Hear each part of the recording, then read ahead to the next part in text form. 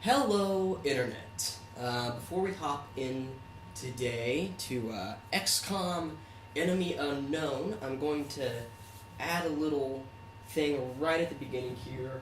I know in my last episode that I said I was going to do a GTA Online episode. However, other than doing that over this past weekend, kind of ran into some technical recording issues.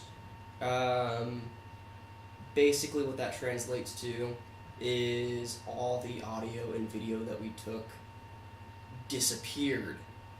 I'm trying to find the files, but if I can't, then we're just gonna have to record another GTA Online episode, which honestly might be a good thing because I kind of want to try recording it with a larger group of people. But I do apologize for that. Not a great way to start off an episode with an apology, but that's the way it goes sometimes. We're playing XCOM Enemy Unknown today. The main reason that I have a hankering for this is that if you've never played the XCOM games that were on the PC way back in the 90s, then you missed out on some very good tactical gaming, very old school tactical gaming. But this new release is not quite the same as the old release was, but it's still very good. Just an excellent game. Definitely brought a return to the squad-based, top-down tactical stuff. And also, they're releasing an expansion pack, very big expansion pack, here in about a month, actually. November 12th, I believe, is when it comes out. So I just thought I'd show you some XCOM, because if you have played the old XCOMs and haven't played this one, definitely give it a shot. Very good game. It's not going to be the same feel that you were used to, but still very good. And if you've never played any kind of squad-based game, I could say that maybe try giving this one a shot. It's faster paced than a lot of others, and it definitely allows for some difficulty. Alright, so we're hopping right in. I'm actually loaded up a save in the middle of a mission that I'm doing. I'm playing on the second hardest difficulty, and I'm playing with Iron Man turned on, and also Marathon. So basically what Iron Man means is that I have no control over the saves. The game automatically saves at the start of every mission, and when it goes into the geoscape, which is your base.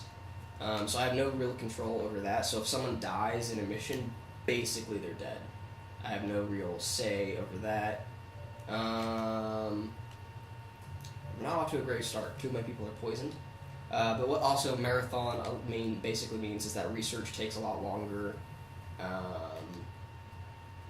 Just the game itself takes a lot more time. So it stretches out the amount of time, but you also deal with confrontations with aliens a lot less than you would.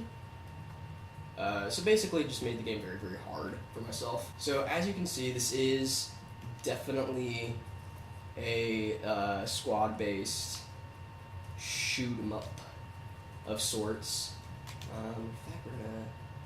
You have multiple classes that your soldiers can become after they level up to squatty status, which is the second rank up.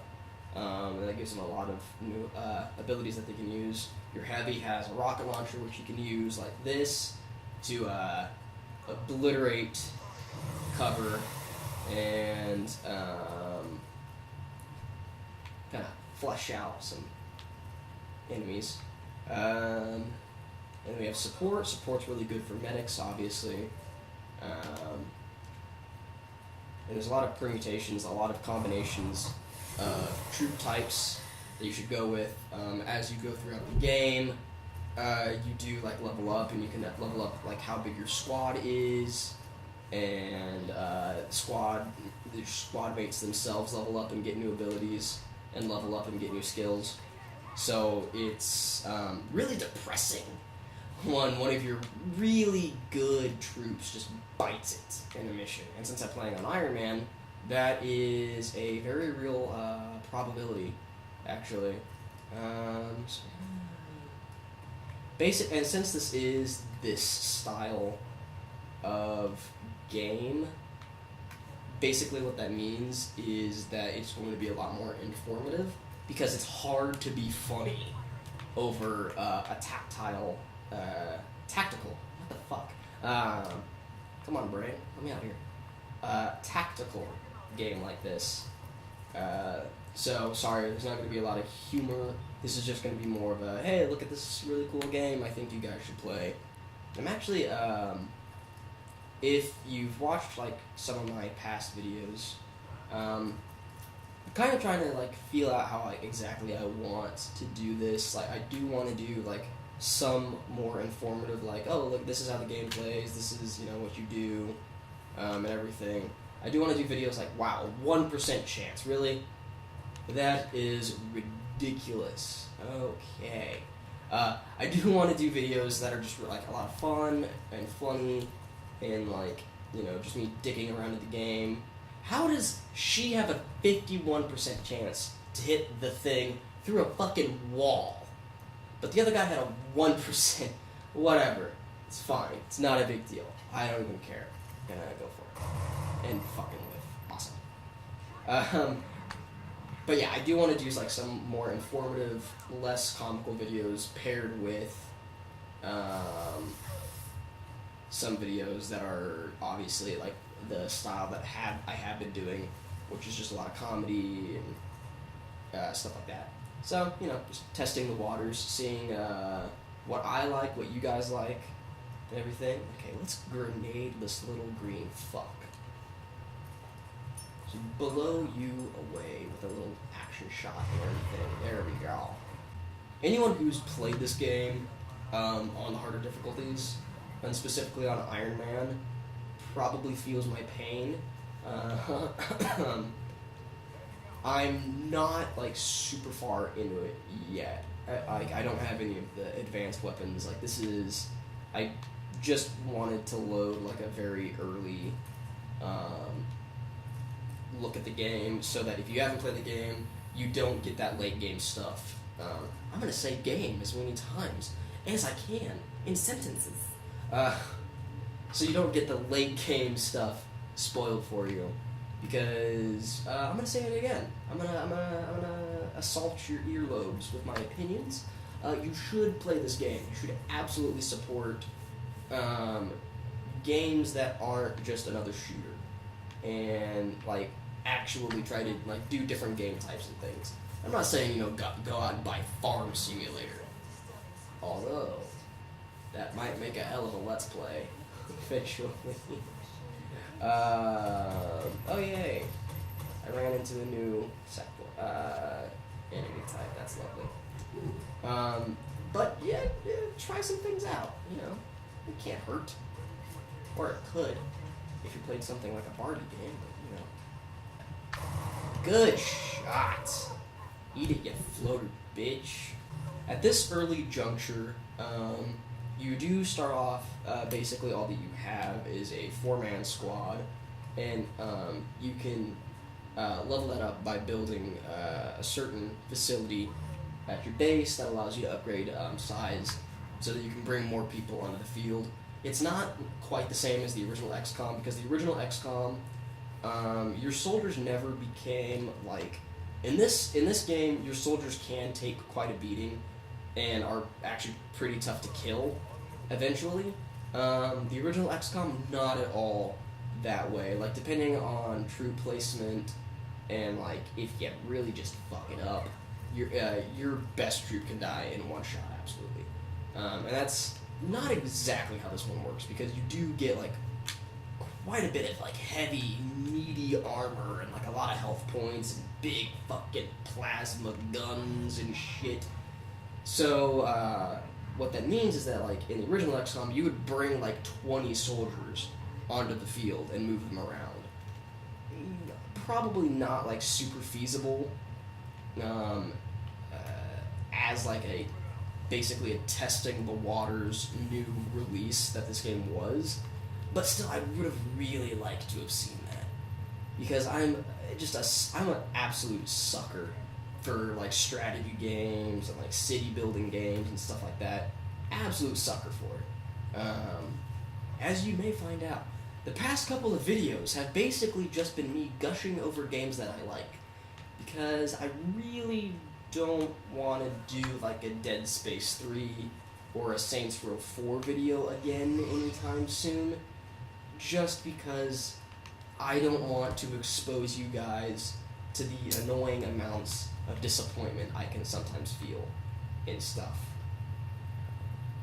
So we're going to go to the right and to the left, because that seems like a smart thing. I'm basically Patton. It's basically what I'm basically Patton in this game. Basically. Oh. Well, a grenade? As long as I can... Okay. Basically what this means. When it's yellow, that means that it's hurting a troop member. When it's blue, you're in the clear. So you can just nudge over a grenade just enough that it doesn't blow you up, even though you're standing 5 feet from a grenade. It's not totally realistic all the time. That's not how grenades work. But I'm going to use it to my advantage. And just bloop. It's a little tossy toss. And then instantly realize that I don't have a second grenade, so that I basically boned myself. Whoops. I might lose a soldier. Or 2. And that's awesome. Damn it.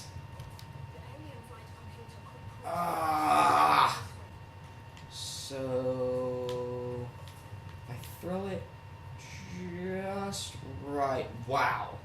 That is... Shrapnel! Shrapnel would kill me. I mean, I'm totally going to use it to my advantage, but I would get fucked by the shrapnel, or whatever. I did actually get... Wait, what? It was blue! Fuck you, game. Okay, anyway, where is he? And I have an 80% chance of hitting him? What? Okay, go for it. Yeah, that was an 80% chance. The muzzle was against his forehead.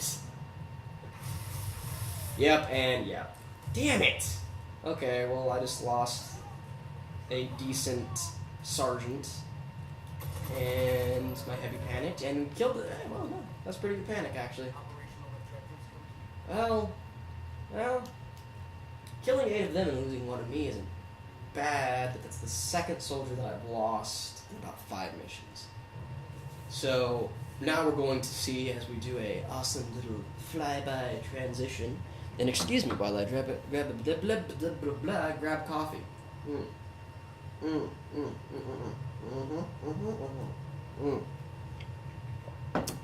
As soon as we get back to base, we're gonna do a little, show you the base stuff a little bit, and then maybe hop in and show like the early stages of another mission. Yes, I know. Oh, wow, 30 days. Fuck.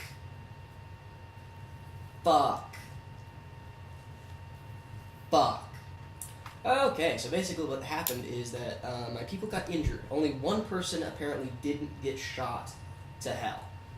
So your people do get injured, and you lose them. And since I'm playing on Iron Man, they stay in the medical bay a lot longer. So basically what happened is I just lost my lieutenant, one of my best soldiers, for an entire month.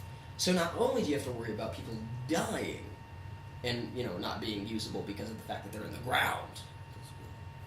That's how mortality works, kids.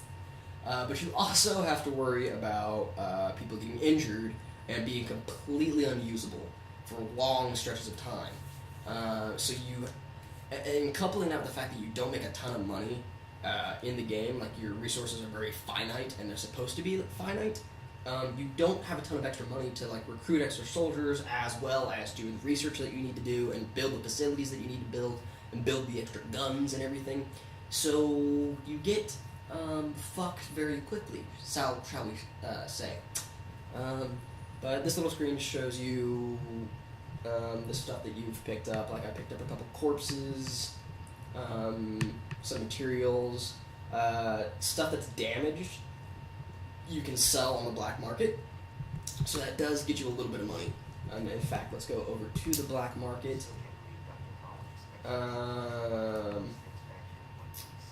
And this is also your situation room. As you can see, Mexico is flipping its tits off, which is a little odd considering how fucked up Mexico actually is. You would think that they would be a little cooler with an alien invasion. But yeah, so we're gonna go to the gray market. We're gonna sell some of our damaged goods for 100 simoleons. I assume that's what that little emblem looks like. Basically, we're playing a very advanced game of The Sims. Okay, so we're gonna go visit. Yeah, I know we've suffered a lot of fucking casualties. Suck me. We're gonna go visit a research bay. We have 7 more days on the arc thrower, and then the arc thrower will allow us to finally stun and capture live aliens as soon as we have a containment facility. As a matter of fact, let's look at that. Have I begun even building a containment facility? I have not, because I don't believe I can. Because I need more power and money and shit. So as you can see, this is the grid for you to build your base on. And if you're thinking that this looks somewhat like one of those castle building games on Facebook, you're absolutely excused for thinking that, because it looks exactly. So basically what's going to happen is that we research arc throwers and have the ability to capture aliens, but we're not going to have a place to put them. So I've kind of backed myself into a corner money-wise, but I needed the soldiers. Basically, the base part is very quick to show. You're going to spend a lot of your time in the base, and like a lot of time agonizing on the harder difficulties, like where to put your money, but you don't spend like a whole ton of money, time there, because obviously shit like this happens. So we have abduction sites. So you can kind of look around here and see like which places are really freaking out and kind of see, if I do India, the rest of Asia is really freaking out, so helping out India would be good, but I also really need to help out Europe. But do I want $200 now, or some more scientists to do research quicker in the future? And this is also, because I'm also trying not to lose my funding from any of these nations. Because if you lose enough funding, then you just lose the game. Doesn't matter if you have a lot of badass troops, you just lose. So the only difference between abduction sites and shooting down alien aircrafts, doing crash sites, rather, is that you just kill all the aliens for both, but one is in a more urbanized area, so that has its own difficulties entailed, like having to clear buildings and such. I'm also really excited because the new expansion pack is going to have new maps, as well as new classes that you can exploit, and new tactical lines of sight and shit. So it's going to make the game more difficult. You're going to have to think a little bit more about where you're placing your units and getting sight lines and stuff.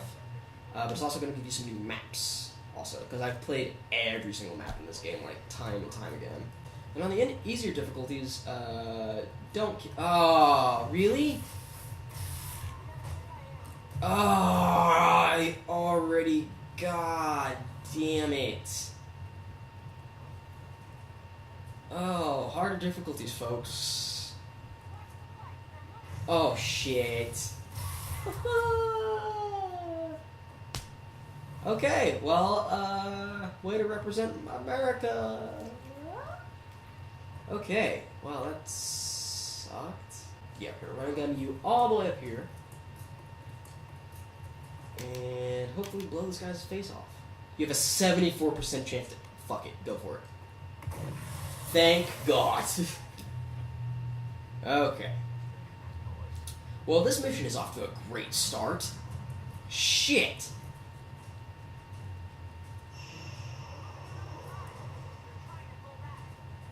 No. No. No.